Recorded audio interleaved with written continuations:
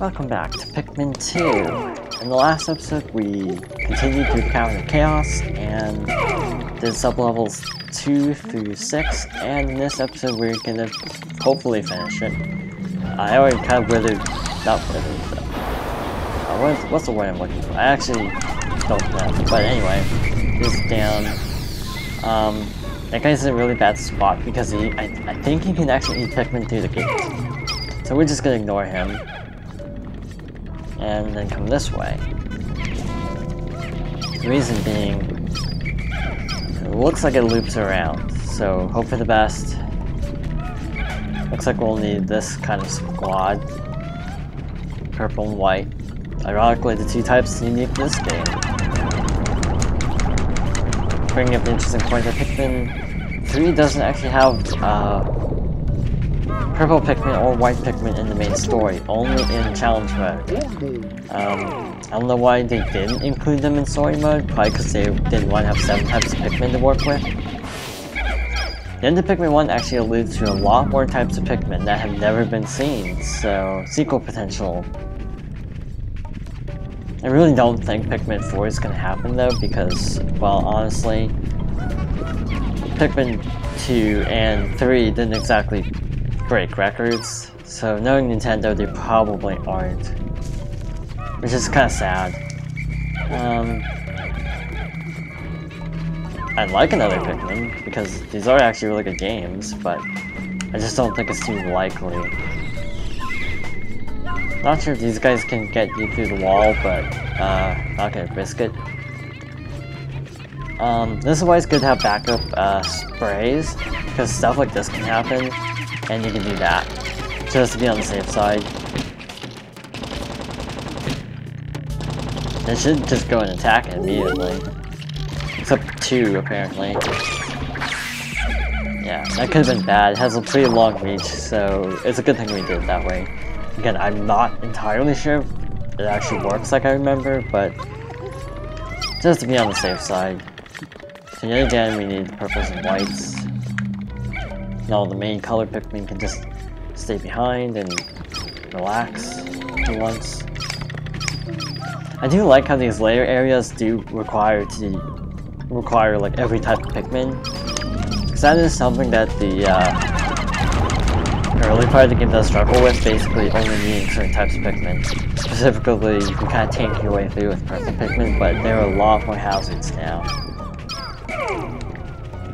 Pikmin 3 actually does it really well too, where you need a ton of Pikmin of different types.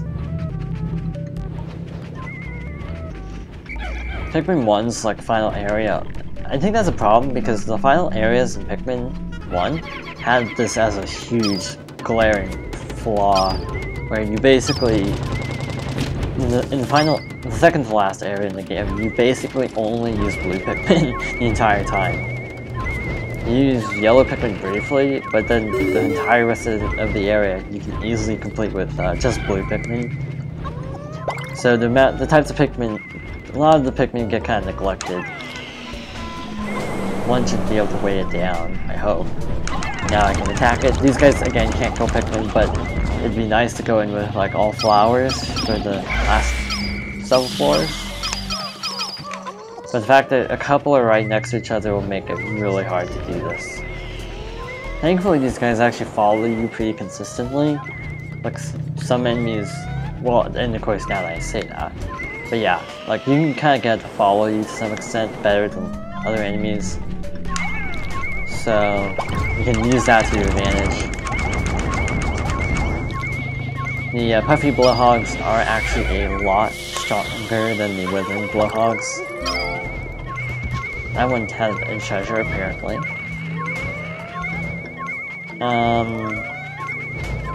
This is kind of awkward enemy placement.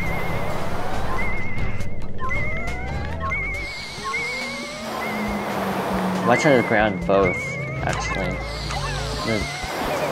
Okay, yeah, that's how they attack. So the white Pikmin are still going to be really fast, at least, so slight consolation. It's a bigger deal with the purple Pikmin or not flowers because they run so slowly. And I'm having a hard time remembering which floor is next. I actually remember both floors really well because they both suck.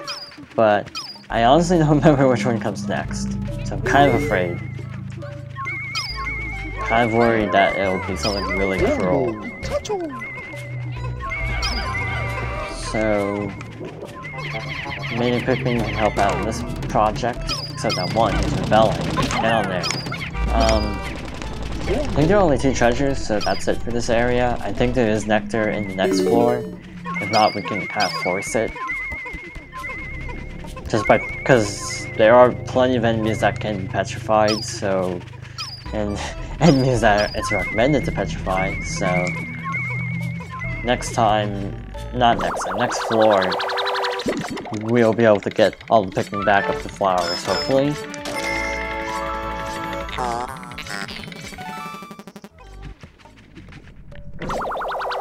It's interesting that apparently they can recognize this a cookie even though it's like 3 times their size. Yep, lots of product placement. It's actually interesting. I'm trying to think if I'm actually pronouncing that right, but sometimes I can't say interesting, but interesting thing is that in you know, Nintendo games generally don't have product placement, so it's weird that this game has so much product placement the entire time. This seems kind of odd, but anyway. Okay, so this is the sub-level I was afraid of, because this one is long. Sub-level is long. Oh boy. I think I read statistically there are 54 dwarf bulborbs on this floor. Or at least someone actually did count out how many actually spawn for some reason. So 4 out of 54 done. And there are 2 of those guys. If they're right next to each other, they can take each other out, but unfortunately they're really far apart. So we have to worry about a ton of hazards, in other words. Had full flower white Pikmin, I wouldn't be quite as concerned because I could potentially speedrun the area, but I'm not going to risk it with just leaf Pikmin. And both are kind of coming this direction, so that's actually lucky-ish. Is it lucky to want? Is it lucky if the enemy is coming to you? But yeah, we want these guys to actually come to us. Away from the bulborbs. Yeah, close enough. So hopefully, I'm gonna keep a few Pikmin on hand because I don't need through all of them. Okay.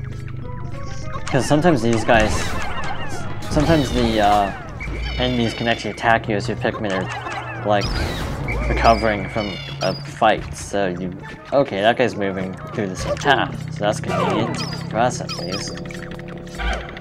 And sometimes these guys are going to be like it can just hang out in a room of enemies and just like refuse to move and just be super annoying to fight. But luckily they're actually kind of in good places. So all flowers. That's good because we need to move fast. Well, not now, but later. So those guys are down. And that guy's gonna get chomped, but he's totally fine. Hopefully take out these guys really fast. Good. Get over here. Now do the same strat as before of just do this. Even when petrified, you can't attack it from the front. You always have to attack from behind. I just found that out now. I actually didn't know that. So we have 6 purple and red. We have 9 reds, so that's plenty. We'll probably end up getting more later on anyway, so no worries.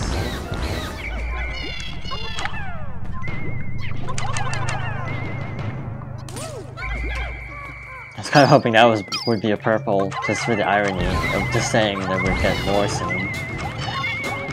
Like, oh, I didn't mean that soon, but actually this is really good item placement because it's super close to where we are. Like, this is actually, again, this area is big, and you know, with 54 dwarf bulborbs, there's a possibility that you have to fight a majority of them depending on the level layout. But this is actually pretty doable. I'm just gonna come over here and see what's inside. And nothing important, so that was a waste of time. Just never know. Again, 6 is actually a pretty good amount, honestly, for the entire rest of the game. We probably won't even need more than that. But this kind of, I think it was over here. I hope it was, but some coming this direction. But yeah, it's normally in like an alcove like this, so it's actually pretty easy to get back. And based on the route, they're totally fine, so I'm just gonna go over and take out this guy. Just because he's in the way. He can't actually hurt us in the cutscene, but just after that glitch, I guess I'm just paranoid. Don't want to leave yet.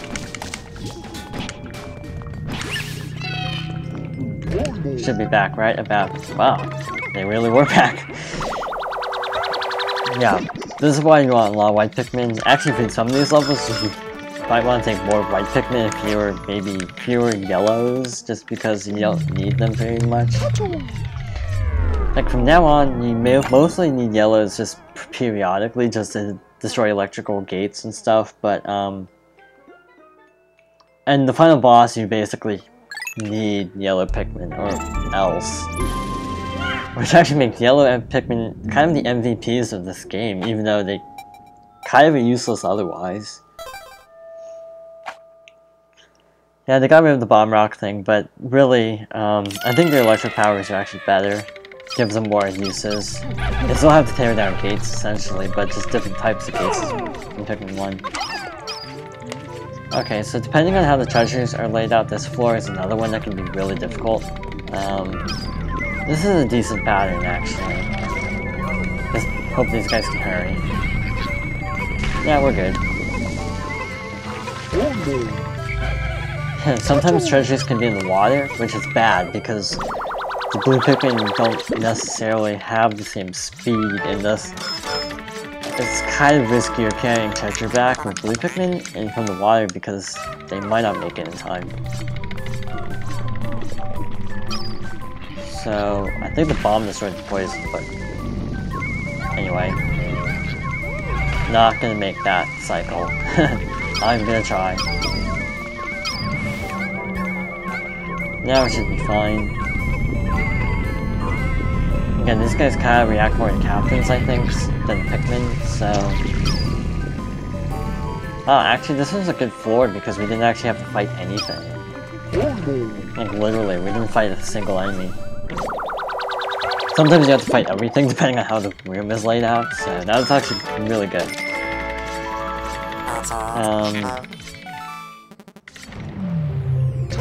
Yeah, this is actually going super quickly. Basically, because that floor 8 was really fast, because all the enemies were really cooperating. So that was actually a really good second half of the Cavern of Chaos. Not that this is a speed run or anything. I keep saying that. SGDQ just ended, so just so you know when this video was actually made, because it's going up like a month later. Yeah, I have a lot of videos scheduled in advance, so some of the commentary might not be very current, just FYI. Just if I mention like gaming events. Oh yeah, Gamescom is starting tomorrow. That's another thing that dates this video. So yes, now you know what date the video is going up. Not going up, when it was actually recorded. So what you want to do is like lure these guys and they'll crash. And the boulders respond to the captains, not the Pikmin. So use that to your advantage. Petrifying it actually makes it really hard to kill because it actually makes it a lot sturdier. So you might not want to use sprays. And only the rolling and boulders can kill it. Like that thing we did with his claw, that doesn't actually hurt hurt Pikmin. So you just kind of, yeah, you kind of want to lure the boulders. Actually, there's a strat where you can use both captains. I probably should be using that. So, backing up. Boulders can't fall in this, so that's good. Because again, they react to captain. So I'm just gonna put Olimar there, let the president move out. Yeah, I'm actually gonna do this. Try to do this strat. Never actually tried this strat before, but I hope it works. But because the boulders are gonna react to Olimar, I'm in the clear to basically pummel him, or miss entirely. This is actually a really sloppy boss fight, to be honest. Kind of defeating the purpose of that. Oh crap. So that's a reset.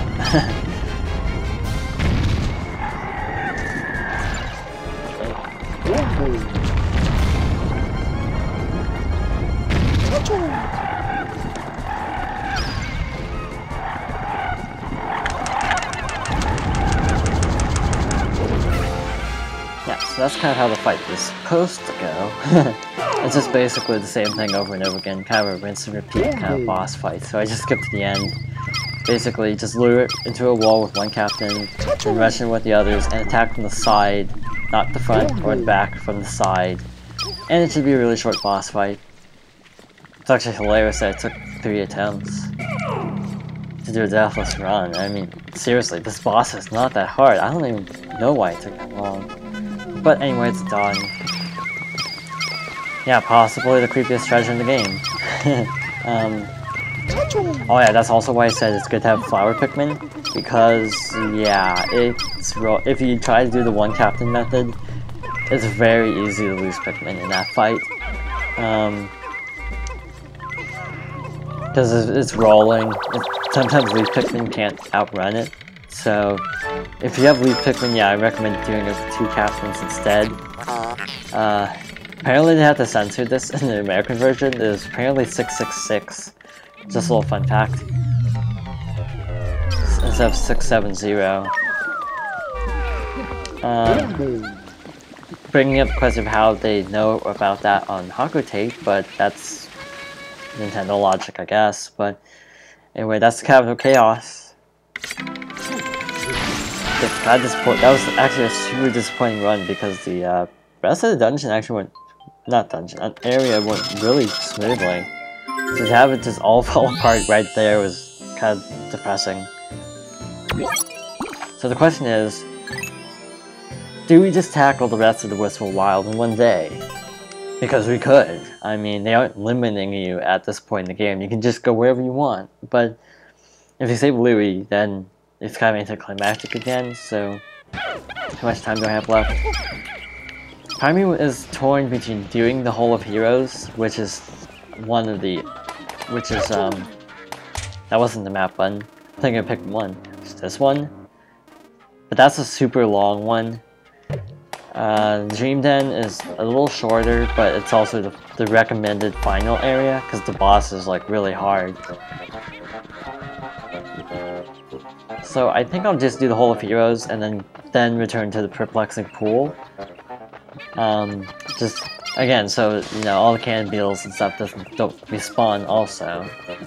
Just for the sake of convenience, it would be nice to do as much here as possible. The Hole of Heroes is also long, meaning like day 10 could be like 7 parts long. But we're obviously gonna cut it here, because this is a super long area, and this could easily fill up like 3 videos. But hope for the best. All nectar, that's disappointing. But anyway, next time on Pikmin 2, we'll be taking on the Hole of Heroes. 13 treasures, and I think it's 15 floors, so see how far we get.